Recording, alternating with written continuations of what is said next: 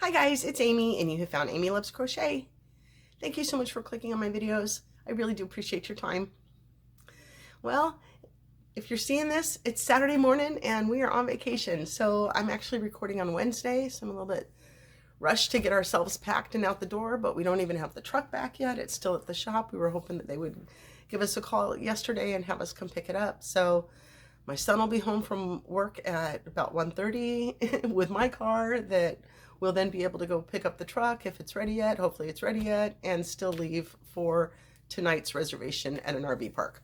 So nothing like last minute stuff, right? When that AC goes out though, I'm not traveling in the middle of July here with no AC. So one of the things that I have been contemplating, sitting here thinking about, wondering what I want to do about it.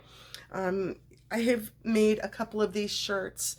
This is Malabrigo yarn in the Iris. I'm trying to remember which one is actually the name of the Rios is the base, and then the color is Arco Iris, I think.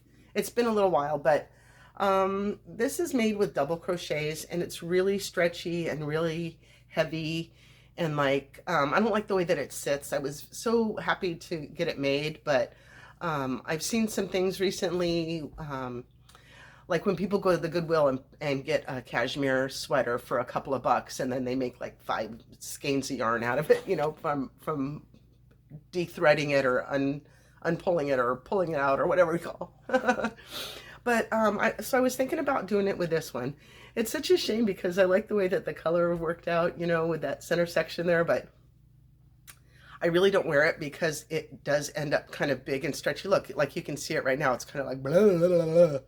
That's like way too big. So I appreciate that I was able to make this and it worked out at the time, but it's not really tangible. It's not really wearable. So I do think I want to pull this out and then maybe remake another shirt out of half double crochets. Maybe that'll give me a little bit more garment feel, you know, because like, again, this is just too, it's heavy, it's drapey, it's big. It's not at all what I thought I might want from a shirt. So we'll sit on that for a little bit because I really, you know, it's such a troublesome for your, I don't know, for my heart, it's troublesome to frog something out. But if I'm not going to wear it, it's just going to sit. So I do believe I'm going to work on pulling that out. Maybe I'll take that with me on the trip and work on that. But I do have a great project that I'm working on right now that I have started to share with you a little bit already from last week's video. I made the bottom section and still had like 20 rows to finish and like no yarn left. So I did frog that one and restart it. I did go down to a smaller hook, and I did go back to the way that the pattern was written, and I still came up short. So, but I continued on. I've already gotten through, you know, the next multiple number of sections, and I'm on to the next big color section. So we'll see how much yarn, you know, how much I create like the pattern, like if I'm going to be short for that section as well. We'll see how that goes. But anyway, so today's video is about a finished project that, if you saw by the thumbnail, the yarn that I used is Blossoms from Wonderland Yarns. And these are pretty big size. Let me see how much it is. Well, it's 425 yards. It just feels bigger than that, but it's got this beautiful gradient. What are we, 80% superwash merino and 20% nylon. But it's got this great, this beautiful gradient. All of those, their Blossom yarns are just absolutely gorgeous. And I was really excited to buy this one when I first bought it without, you know, knowing what I was going to make with it. Usually that's what I do. And I really liked the way that it was so light on one side and so dark on the other side. So when I started to make this and put the border around the edge, I thought I really didn't like it because I wanted just the light end and then the dark end. But I really like the way that it turned out. It's so pretty. So this is one that, it's a very simple pattern. It's the Copper Beech Shawl by Annie Design Crochet. Annie Design Crochet, like you guys hear me make so many patterns from hers, but we all have a go-to. We all have somebody's you know, group of patterns or whatnot that we really like their style. And so I just have found success in single skein projects, single skein shawlettes through Annie Design Crochet. So this is one, it's an asymmetrical, and you start here really light. Here's the beautiful beigeish light tan color that it begins with, and then you start to get like purpley in there, and then it kind of changes, you know, continues to ombre out, and then you get really, really dark on the end. Now, you can't necessarily see as much how dark it gets on the end. Come here. Until you get like up here on where the border went, where the little bit around the border went. It's a whole lot darker. You know, like if you see it like this, you can kind of see how dark it is. But I really, really enjoyed working on this. Like, again, some that are, it's such a simple pattern. They were double crochets and chain spaces, you know. And I think it turned out very nicely. The colors are so pretty together. And then they've got a little picot edge that, you know, I love my picot edge to be able to pin and really make that little picot stand out. So, yeah, this had been sitting here in a ball for some time. I maybe wish I took a picture of the ball, but I was like, come on, I got to find the right pattern for that. I got to find the right pattern for that.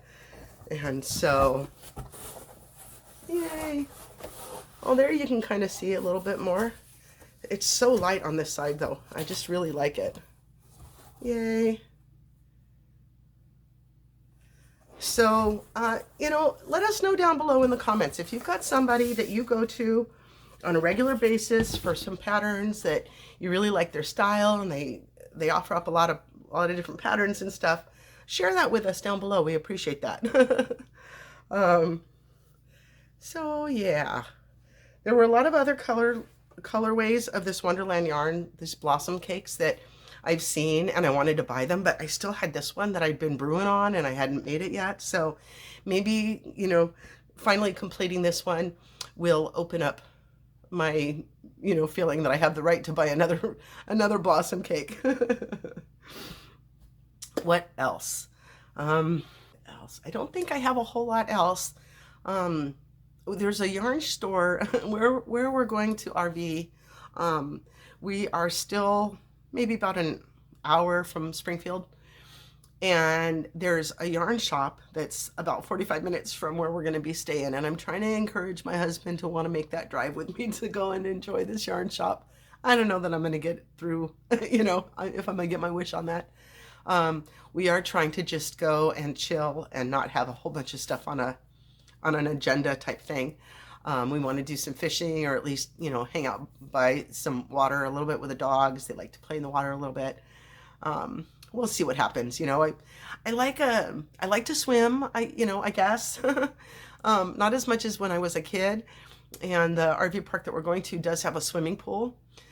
Where we went in March, the pool was still closed, but it should be open and in full swing at this point. But I'm still like, you know, some people think that a public swimming pool, or a, you know, not your own private swimming pool, is like a petri dish. And so there's parts of me that I'm a little bit afraid to go and swim with the general public like that, but we'll see how it goes. The swimsuits are already in the RV. I made sure of that from last time, so we'll see how it goes. And if we think of anything else fun in the meantime, oh, there was a steam. There's like an ironworks, not a steam train, but like a steam car, a little museum, or a working iron something. I don't remember off the top of my head, but that should be fun if we go and check that out. And we also saw that there's a Bob Ross historical location. I don't know if it was a house that he lived in, but, you know, painter Bob Ross and his happy little trees.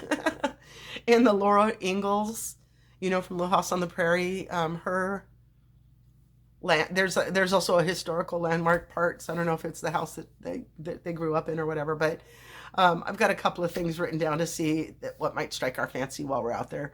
But you know, you start searching for things to do, and it's like, no, I don't want to do that. No, I don't know.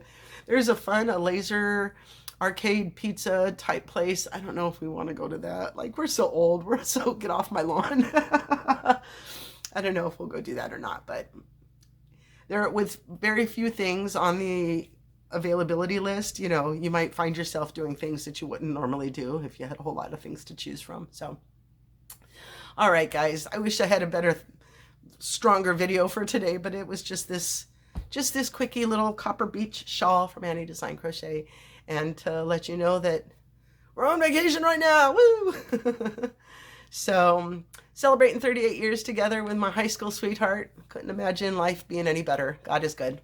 So, all right, guys, thank you so much for your time. Have a wonderfully blessed day, and I hope you'll come back and see me again. Thank you so much. Bye-bye.